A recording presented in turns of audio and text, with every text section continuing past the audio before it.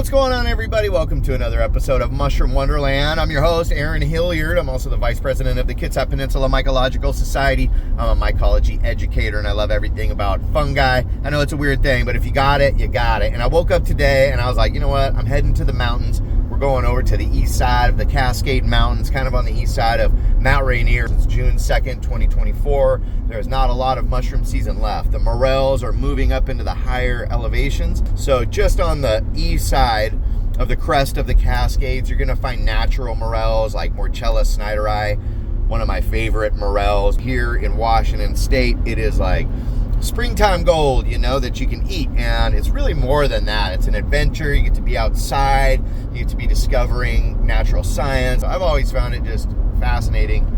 And there is such like an endorphin rush or a, serotonin, or I don't know what the chemical is that makes you get excited when you come into a big patch of morels. But boy, it's a good feeling inside, you know what I mean? And I can't get enough of that. And so it's like a natural high, and I get to be in the woods being healthy doing it. So join me on this episode. I know I'm talking fast. Had a little bit of coffee this morning. It's good. I'm going to need it. I'm going to be hiking into the hills, but I'm not afraid to go alone. You know what I mean? I'll head to the hills alone. I'm kind of impulsive that way.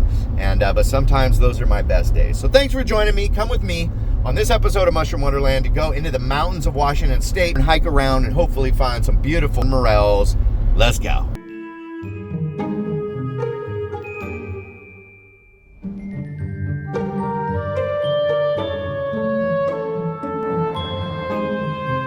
Welcome to Mushroom Wonderland.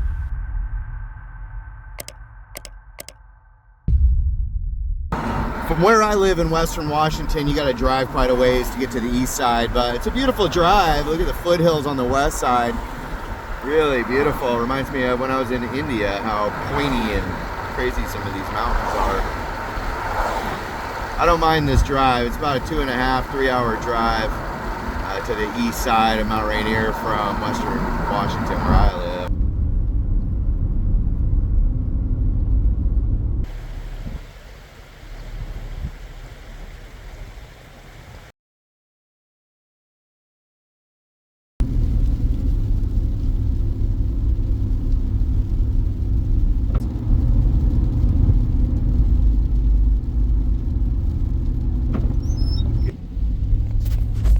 Still a lot of snow up here on Chinook Pass. Cool.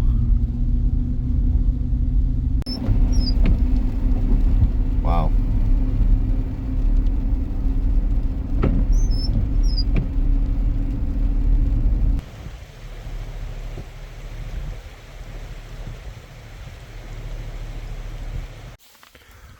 All right, y'all, I made it. I'm like 2.5 hour drive away from home, but I got out here into the mountains. So I'm just gonna hike off into the woods here in this beautiful kind of eastern Washington montane environment. So pretty sparse underbrush, pretty easy to see what's going on. Definitely looks like good natural morel habitat and maybe Boletus rex varus or the spring king. So I'm gonna go take a hike out here looking for some natural stuff, and we'll see what we can find. First, I'm going to set my GPS on an app that I have called Strava. I also will set it up on all trails just to leave a breadcrumb trail so I can find my way back to my truck easily. Because it's easy to get lost out in the woods when you're looking at the ground, looking for mushrooms, and you're just moving along. And next thing you know, you're like, even if you're sure about your direction, you can still get confused. And that's the scariest, when you thought you were sure, but you weren't, and you were wrong. I've been in that situation. So I do trust my my technology, but I also carry a compass with me, just a small little survival kit. And I'm not going to go far from the truck on this one, just scouting around. So we're scouting new habitat. Let's go into the woods. Wow, check this out. So right as I get into the woods, look at what I got there. Beautiful, beautiful natural morel. That's a big boy. Let me get my knife and cut this guy off at the base. Really white stipe. That's young, fresh. Morels snyderi. Awesome, man. So I'm like, oh, look at, there's another one. So I'm not far from the truck at all. I mean, like 30 steps into the woods. Oh man, there's another one. Look at this. Oh, these are prime specimens too. Awesome. I'm gonna slow down, and I'm already in great Morel habitat. That is such a good sign. You can see the car right there. Didn't make it far, and I'm already finding Morels. How exciting.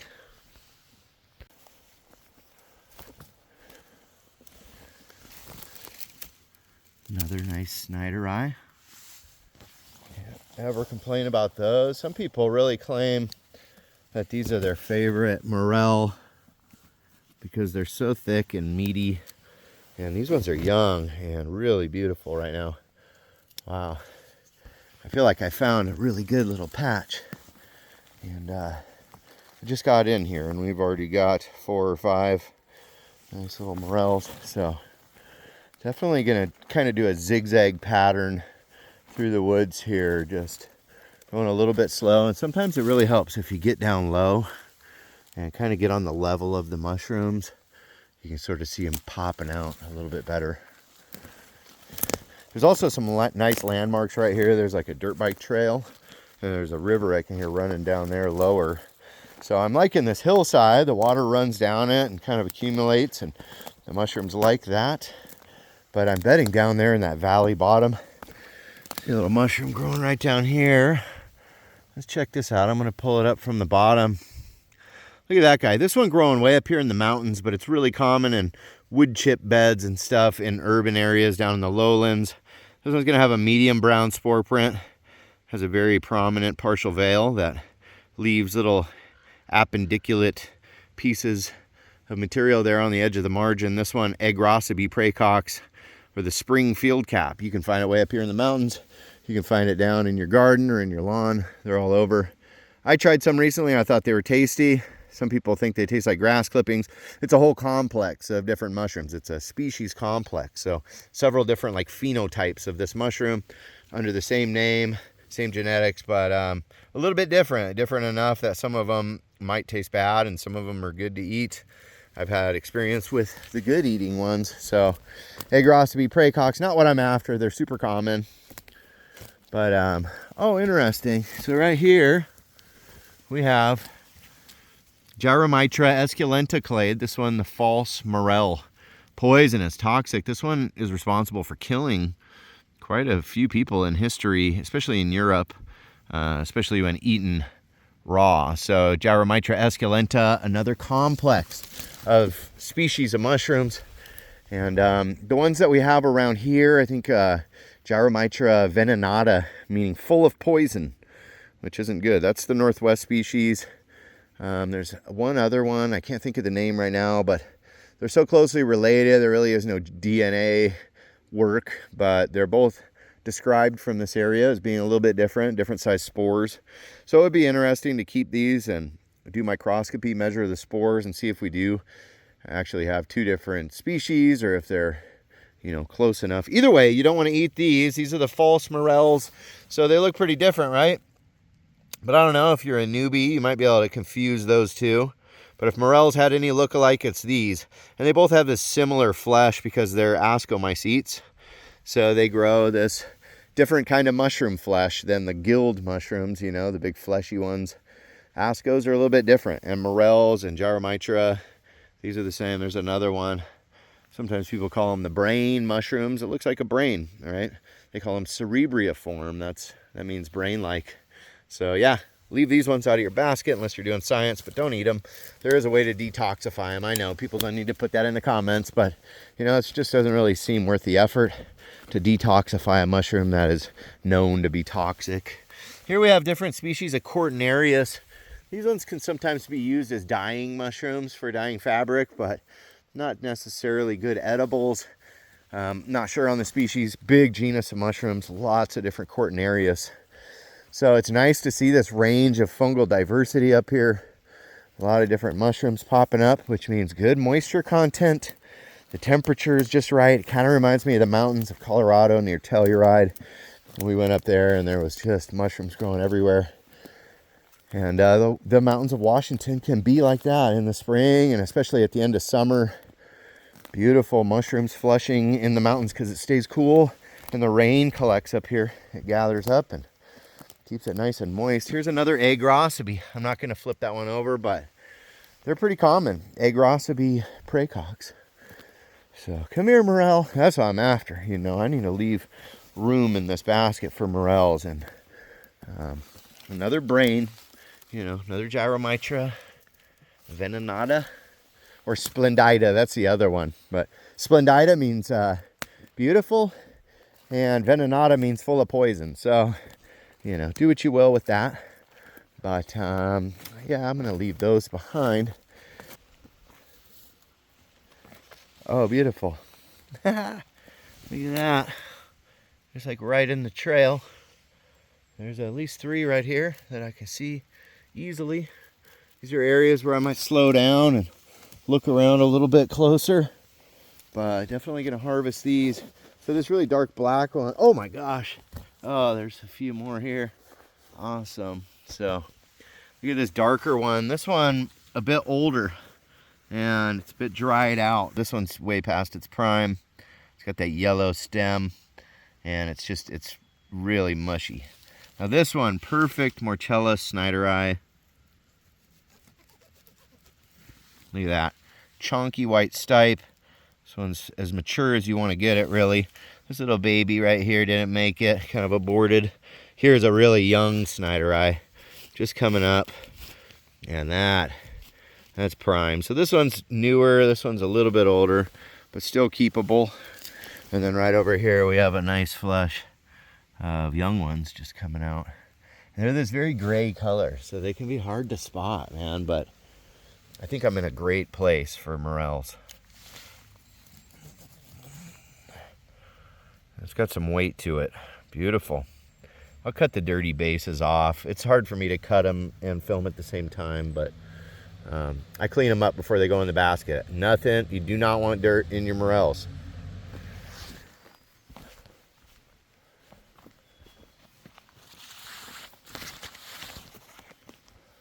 I don't like all these young trees.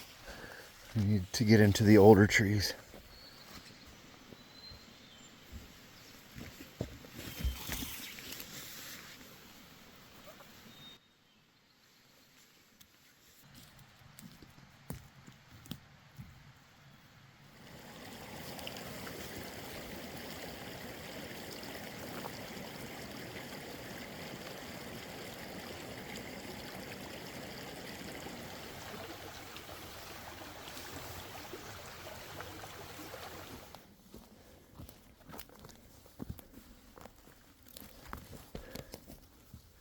Nice. Nice couple there. 1 or 2 there. All right. I think I found the area that people didn't pick yet. So I'm going to spend, oh, look at that. Very nice. Oh man, they're getting old. Might have to go up in elevation a bit. That's a sign. When they're old and blown out like that, it could mean that these fruited like a couple weeks ago or a week ago. And so heading uphill might be a good idea to catch the freshies. Yeah, these ones have reached their prime for sure. And they're ready to go into a dehydrator somewhere. Some of these lower quality ones I dehydrate to powder and stuff like that.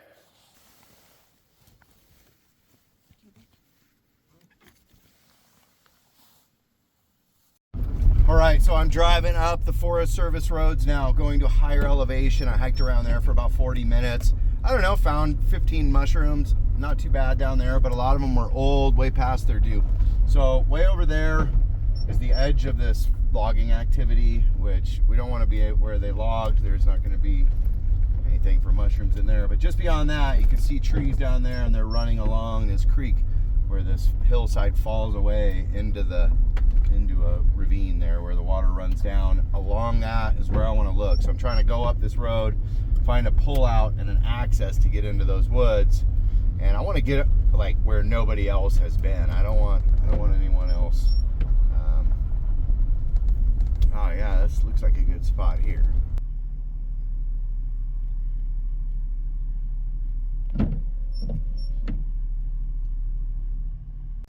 So you know me, I like foraging from the car, and like I've done in some of my other videos, spotting morels from the roadside. So I think I spotted one. Let me climb up here. Oh, big boy. Look at that thing. I love that. I love spotting mushrooms from the car. That's a chunky boy. That's a nice one. Big, fat Snyder eye. And it's younger. So we're way up here. This swath of forest, I bet it's really good. But, you know, I'm sure nobody's picked up here. Oh, man, look at that. Oh, yeah, they're everywhere here. So I found the spot for sure. I feel like I can load up my basket pretty good at this spot. I'm not cutting these right now. Oh, my gosh, they're everywhere. So definitely found the hot spot. I'm going to go find somewhere to park and get my basket and get to work out here. So you got to get off the beaten path, get up here in the hills, and get away from where people are. Let's go pick some morels. Grab our trusty basket.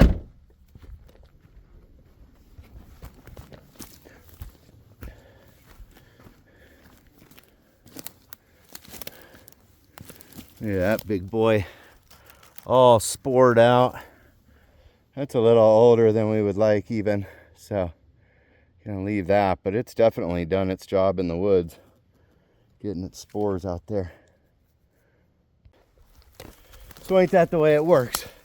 I see some from the road, I get all stoked, go park the truck, come back. That was it. That was all that was there.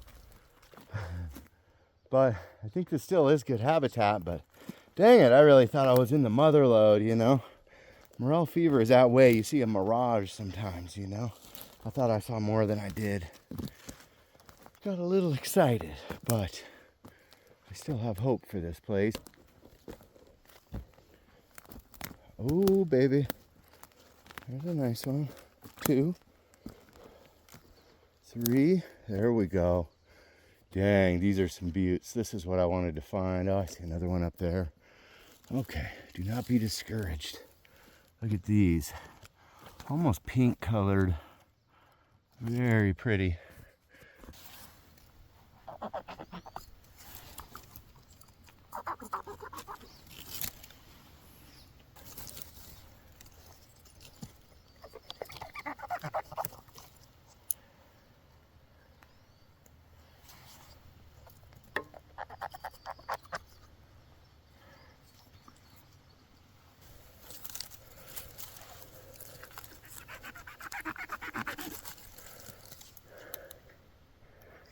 A little deformed. I'll take it.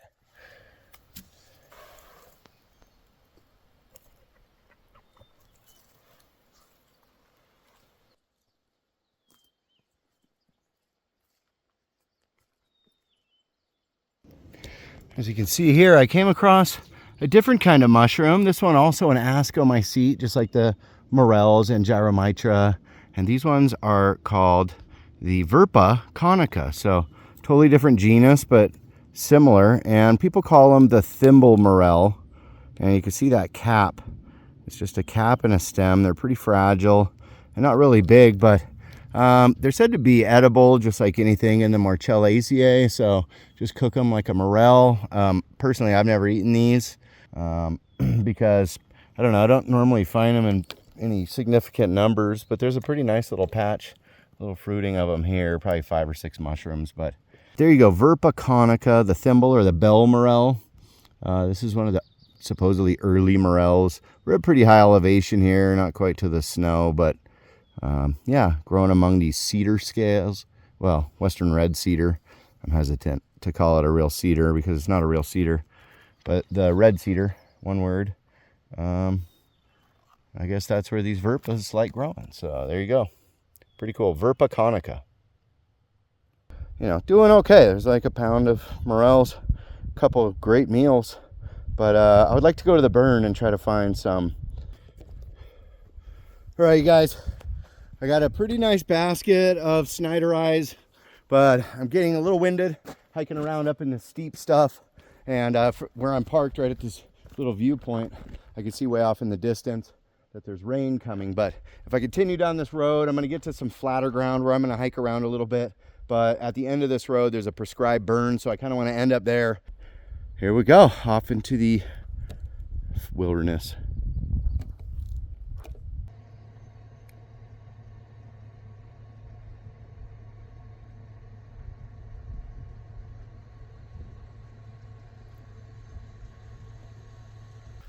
Right now the rain is kind of starting, but I got here to this prescribed burn where there's charred stuff everywhere. A lot of these trees with the red needles. This goes for 2,000 acres, I guess. So I'm going to go out here. I don't know. I heard there's a smattering of morels here and there, but you got to cover a lot of ground. So I'm going to go hiking out that way. It's starting to rain. So see how we do. I don't know. Just having fun hiking around hunting morels today.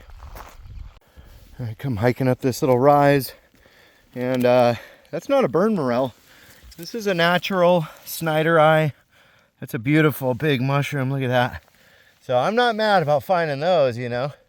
Even if there's no burn morels, give me more naturals. I love these naturals. These are some of the finest mushrooms in the world, in my opinion. Look at that thing. It's like a corn cob. Big double wall, look at that. Snyder eye is a handsome morel for sure. All right, looks like I'm seeing some more fruitings. Nice. And there's one there, another one there, another one over there. I see another big one over there. So these are fruiting pretty heavily right here. And I'll tell you what, these are not burn morels either. These are just the natural Snyder eye morels, but they seem to be reacting to the fire here. So definitely not complaining. These are super awesome mushrooms, and these are like just the right age. I mean, they're perfectly fully mature, but they haven't rounded the bend to being too old, you know. Dang, that is a big, thick, convoluted double wall. See that? Awesome. So love these Snyder eyes. And that is what it's all about, man. That is exciting to come into a patch like this. You know, there might only be 8 or 9 or 10, but love it. Oh, there's another one.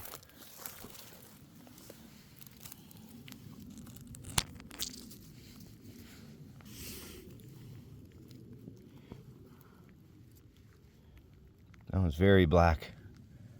Beautiful mushroom.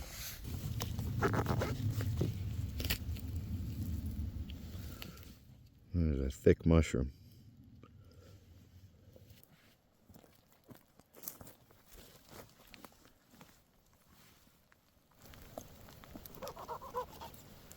That's a big mushroom. That's a beauty. I mean, morels just don't get better than that. Wow.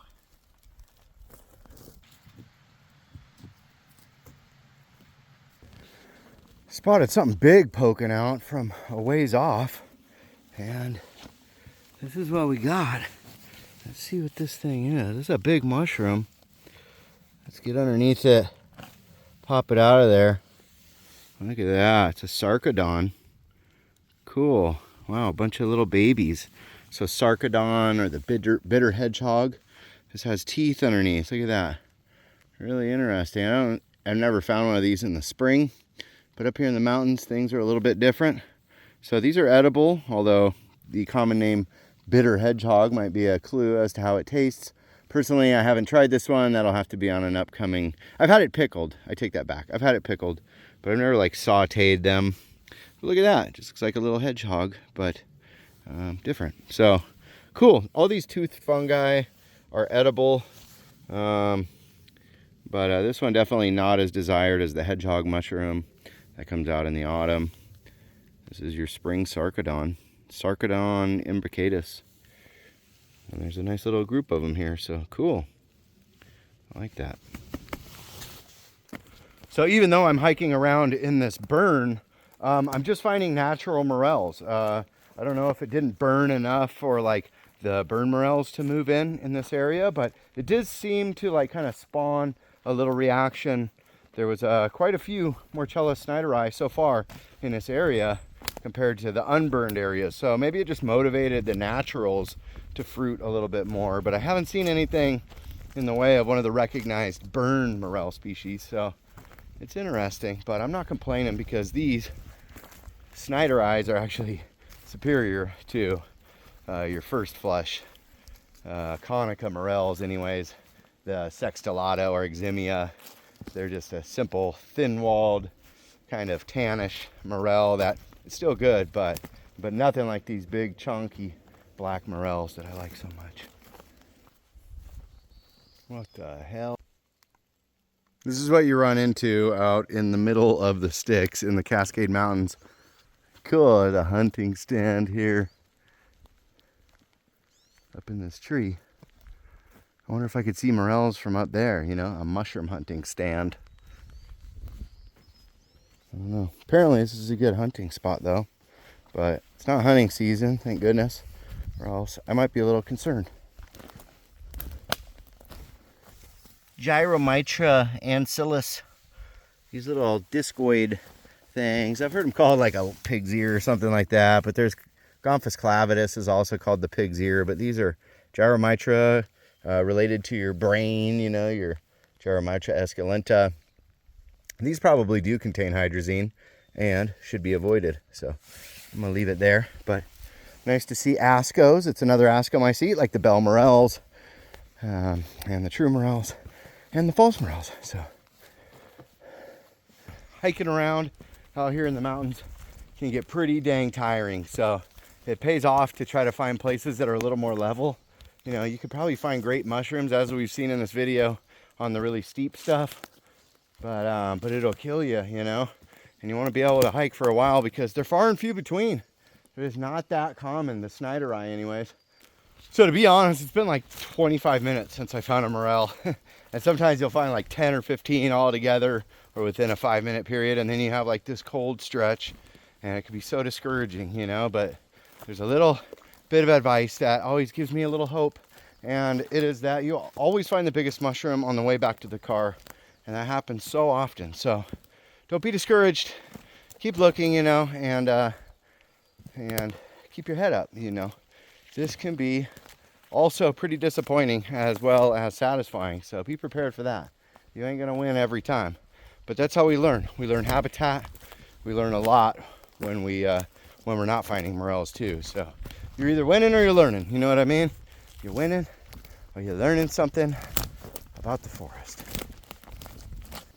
Right as I'm talking, there's one just popping up. Nice, it's got some spores released. This is a bit older, but in good enough shape for my basket, you know what I mean? This is when I slow down and look around a bit, but sometimes you just find these solo guys, and that's fine too. Kind of just keeps the morale up. I mean the morale. I honestly didn't mean to say morale. So there you go, just because you have like orange needle trees, the perfect burn, you know, last year's burn does not mean you're gonna find burn morels. It's not a guarantee. Now I look at the base of this tree over here, and look at this. Look at that, a spring porcini button. It's been chewed on by something. This is a squirrel's food. Some nice bite marks out of it, so a squirrel's been chewing on this guy. That is so cool. Boletus rex varus. Interesting. This one's pretty dried, pretty beat up, but that means they're right here in the area. So I'm gonna slow down, scour this area really good, and I'm gonna leave this for this squirrel. It's his food. Hopefully he'll eat it after I touched it. I just thought that was so cool. Had to look under the cap to confirm that, yeah, we have that sponge surface. Definitely a spring porcini. So they're popping up and eluding me, but the squirrel found one, and that is adorable. So I'm gonna take a couple pictures and put it back for the little dude. Don't worry, I'm gonna leave it for you. I don't want to steal your mushroom. Chill out, buddy. I know porcini's your favorite. Mine too. All right, I put the porcini back, but that is a flag if I've ever seen one. I mean, that is a perfect indicator that we're in the right habitat. But boy, you know, Seeing them in all this debris could be tough. Sometimes they don't even break through the surface. Oh lordy, what do we got right here? Look at this. What do we got? Baby! Yes! Yes! I found one! The spring porcini! The Boletus rex varus! Oh lord, look at this. Oh, it's a fern. But dude, I found one. How amazing is that? So, Squirrely, you still got yours? Kind of clued me in. How beautiful. That yellow stuffed pore surface under there. Super fat stipe with reticulation. This one is young and prime and perfect. It's got a little dirt on it. I'm going to clean it up. Oh my gosh, I'm excited. I'm going to start slowing down, really looking for more of these. That is cool. Finally, my first one of 2024. Boletus rex varus, or the spring porcini. How nice. Super stoked, man. I was talking about walking back to the car and finding the biggest one, and there it is. Bigger than any of those morels, and man, I'm stoked. I don't know which is better here, the porcini or the super chunky black morels, but that constitutes a great day picking mushrooms to me. So maybe there's some more porcini around here. Definitely slowing down. I'm gonna have a look. Little squirrel man, thank you for cluing me in, dude. That was super solid. Oh my gosh, that was so cool. It's growing just right here out from underneath this log. So that's where the other one came out of, no doubt. The squirrel picked it. So very cool. I could pin this spot on a map, on a GPS map, and come back here next year. They'll be growing in the same area, but you know, I'm gonna just slowly kind of look around this area for more porcini. That is super exciting.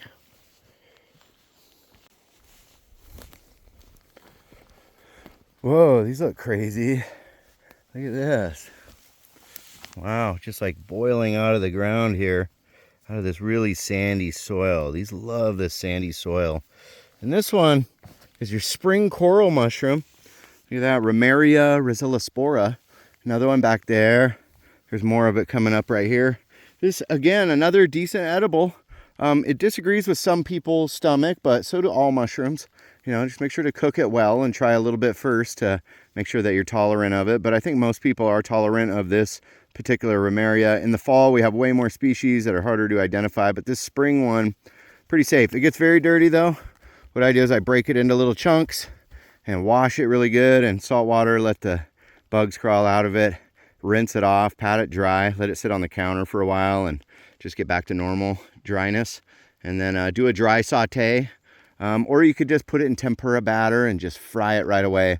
I made a video last spring about deep fried Romeria, the spring Romeria rhizospora. So check that out on the channel. You got to dig back into them videos. You probably see some other ones that you might want to watch that you missed or you want to see again. But beautiful. I'm not going to collect this one today. But there's a nice fruiting of them coming up. I'm seeing them online a lot. So there you go, your spring coral. Try it with caution, just like you would any other mushroom. But a nice, decent mushroom. This area is sort of a boggy depression here. A lot of moisture accumulates here, and look down here on the ground, right around the edge of the bog. We have these white-looking mushrooms coming up, but not so white right underneath that white. Look at that. This is called Amanita aprica, one of our spring amanitas, and this one considered toxic. It's really beautiful, but it's got this very apricot color underneath all that universal veil remnant. So all that white stuff, universal veil. When these are young, they can look like a puffball, so be careful. They can look like the Calvadia, but these ones are a toxic amanita. White gills, as you can see, partial veil. It's like a ring around the stem, and then this very crazy white spotted stuff. It's related to your Mario mushroom, but wherever these are growing, you know, there's a chance that there's Boletus growing too. See, there's another couple growing out from under that stick, and then some that it looked like maybe a animal was chewing on these. Maybe a squirrel picked that. Yeah, there's some chunks of one there. So sometimes the squirrels will do that, and they seemingly can eat them. I don't know. Maybe you'd have to go talk to the squirrel and he might be like, I made a mistake. I don't know. Oh my God, I just found the biggest morel of the day. Live on video. Holy crap. Look at this thing. Look at this. Look at this. Are you kidding me? Look at the size of that morel. Holy crap. I've never found one that big, to be honest. That thing is a monster. Crap. I'm going to need like an axe to cut that down. How awesome is that? When I saw this thing, I thought it was just messing with me. I didn't think that there was actually a morel that big. That is so cool.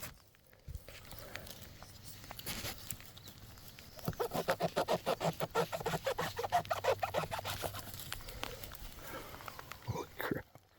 That's a big Snyder eye. That's a big mushroom. Holy crap. That's a whole meal. Look at that. Definitely not hollow. That's the mushroom of the day. Oh my gosh, it's as big as my porcini. Oh, very grateful. What an awesome day. Holy smokes. Never found a morel quite like that. Dang. Got lucky big time. Dude, I'm scoring. That's crazy.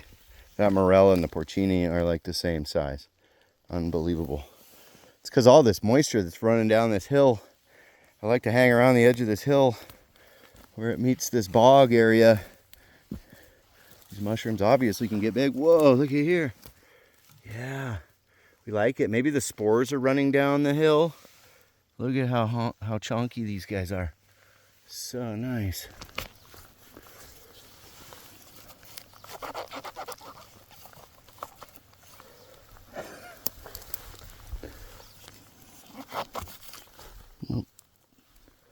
Yeah, good idea to stay along the edges of the wetlands. Big mushrooms. Dang, almost stepped on that one. Look at that pinkish color. That thing is beautiful. But dude, I'm telling you, all of a sudden the mosquitoes out here are outrageous. Come here, big boy. Look at that big guy. Very purplish. Love that. Where's your friends? Wow. All right, y'all. So I got this beautiful thing of morels. These crazy, beautiful black morels, all of these. So I'm gonna make some morel risotto, and we're gonna shave some truffles on that too, because it's just that time of year where we got a lot of mushrooms to use. So I love risotto. It's arborio rice that's just kind of slow cooked and reduced with chicken stock. First, I'm gonna do some onions and garlic and mushrooms, brown those all up. Then we're gonna toast the rice, add in that stock, and just simmer it until it's all nice and tender. So this is gonna be delicious. Check this out. I'm gonna start by dicing up a little bit of onion here.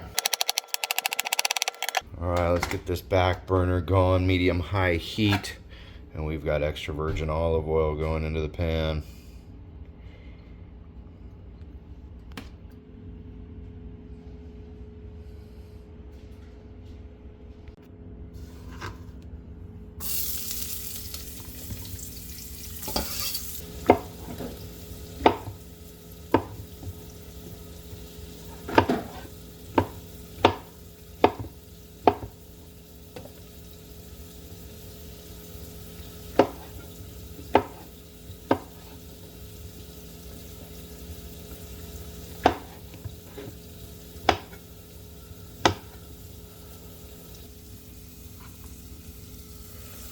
And our morels are going to go in there fairly quick. And these are going to sweat a lot of water out, but that's okay. Just let that water come out and let it reduce down. In the meanwhile, while these get to doing that, I'm going to chop up some garlic.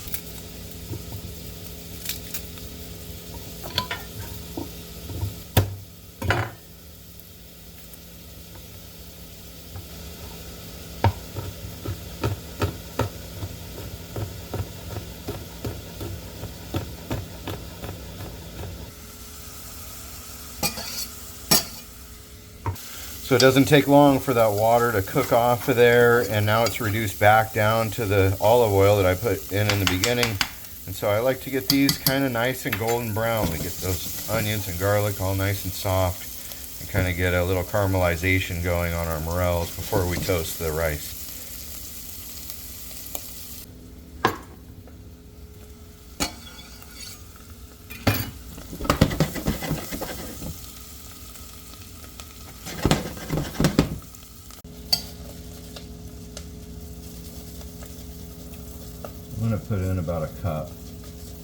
pretty good at eyeballing.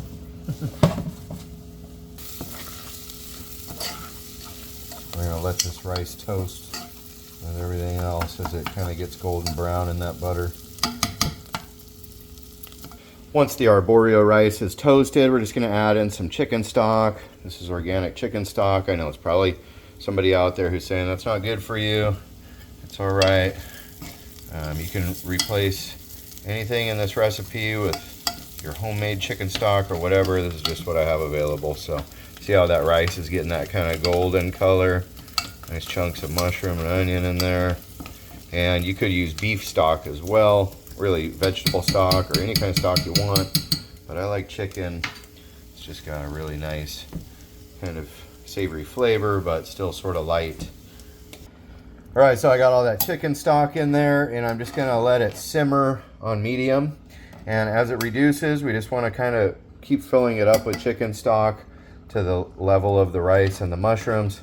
And it's just gonna concentrate all that savory stock flavor, the mushroom and garlic and onion flavor.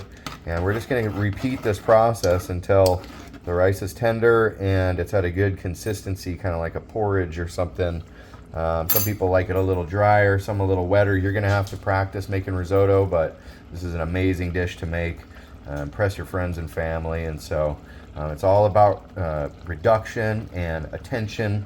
So risotto is sort of rare and kind of expensive because it just requires so much attention. So you can't really leave the stove. I'm just gonna let this reduce and just give it a lot of love. And we're gonna have some amazing morel risotto here in about 20 minutes. And doing this really ensures that your mushrooms are well cooked. You want to cook all mushrooms pretty much. You know, truffles we shave raw onto food, but there's a couple exceptions. You could eat, you know, a couple slices of matsutake raw. Sometimes fancy restaurants will do a porcini, ceviche or something like that. There's a few exceptions, but these morels definitely want these cooked. And so when they're simmering in this chicken stock, they're really going to get well cooked, which is good. You can get sick from undercooked or raw morels, so make sure they're cooked. It's been a minute and you can see that the liquid is all reducing out of here. So we're going to add more chicken stock. Just keep replenishing it. Bring it back to that simmer, and you kind of want to keep that consistent simmer going. You know, there's probably some chefs yelling at me, you're doing it wrong, but this is a pretty simple way to make risotto at home.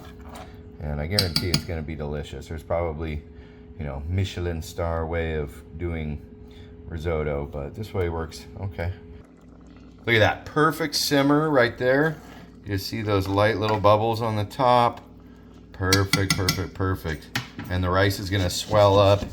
So, you know, it's not just evaporating into steam. That rice is taking on a lot of the stock and the mushroom flavor. Getting very, very tasty. All right, our rice is really swole up. Here, I'm gonna add some salt because I got this cool salt grinder for Christmas. And a little bit of black pepper. And all right, I think we're ready to go. I'm gonna plate up this amazing Northwest meal here. So I have some baked salmon that I'm gonna get on my plate. And then with the risotto. Oh yeah.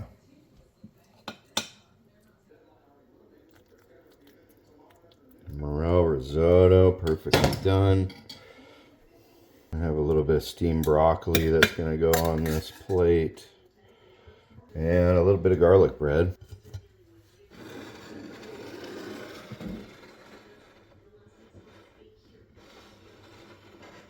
And I got one last thing I'm going to do right here. I have a Oregon Spring white truffle. You saw that on one of the other videos. And I'm going to shave this truffle with this truffle knife. Whoops.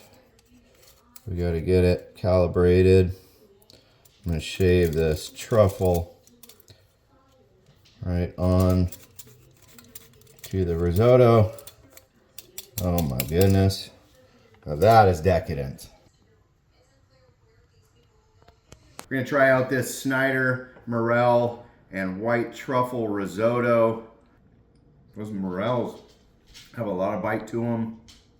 It's just enough truffle. These are the spring white truffles, the spring white Oregon truffle, tuber gibosum, with these super meaty morels. It is just like super savory, and I cooked it really perfectly, so it's really creamy risotto. I'm gonna dig into this. So thanks for joining this episode of Mushroom Wonderland. Go out, get your morels, get your truffles, try to do what I'm doing. Make sure to hit subscribe. We'll see you on the next one. Much love, everyone.